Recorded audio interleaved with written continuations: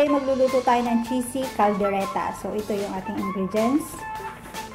Meron tayong potatoes, carrots, red bell pepper, ito yung liver spread, syempre yung cheese, onions, and garlic.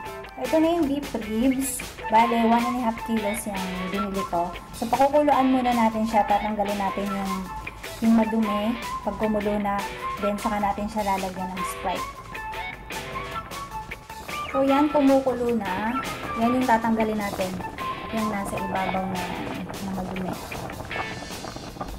Ito na yung ating beef ribs and hinugasan na natin siya. Kasi para wala na yung mga dumi na pinagkuluan niya. Saka natin lalagyan ng Sprite. At dyan na natin siya palalambutin.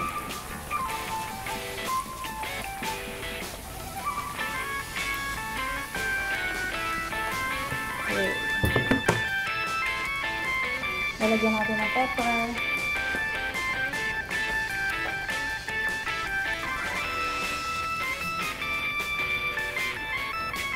And lalagyan din natin ng konting salt, konti lang. Ito na yung ating beef ribs, pinalambot na natin siya sa Sprite. So, ayan.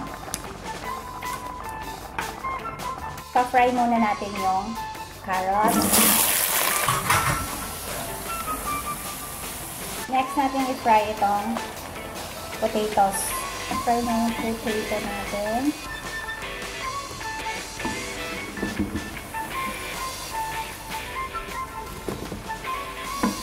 Mas maganda na ipa-fry natin yung potatoes at saka yung carrots para hindi siya malambot.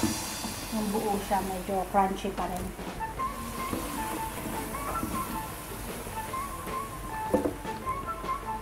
Magigisa muna tayo ng bawang at sibuyas. Onion.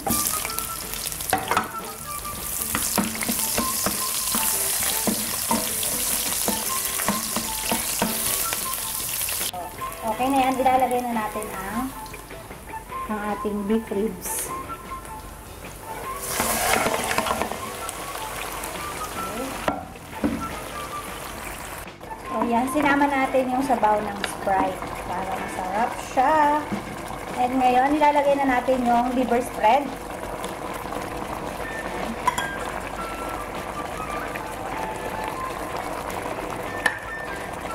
Haluin natin.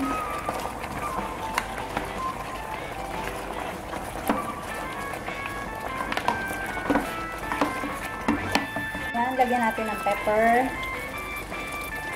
Maraming pepper. Tapos, ilalagay na natin yung tomato sauce. So, yung tomato sauce is, ano lang, mga 250 grams lang na tomato sauce. Hindi ko na isama kanina. Yan. Okay na yan. Natin siya ng konting breadcrumb. Pero konti lang. 1 tablespoon lang. Saluin natin.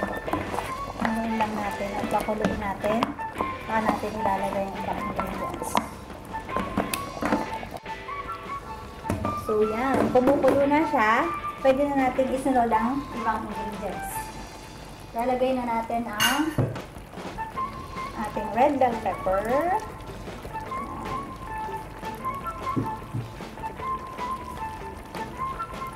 Tapos, ang ating carrots at potatoes.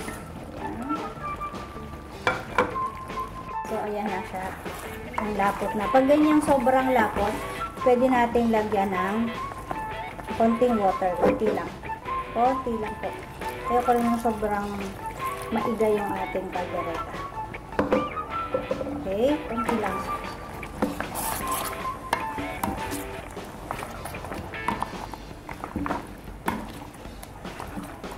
Then, lalagyan natin ng 1 tablespoon na soya sauce. Kunti lang po. Okay.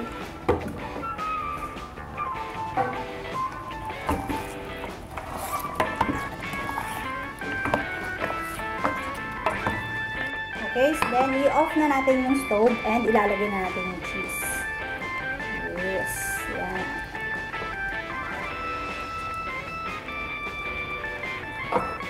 Mag-melt na yan. Diyan. Okay. So, yan na lang natin mag-melt.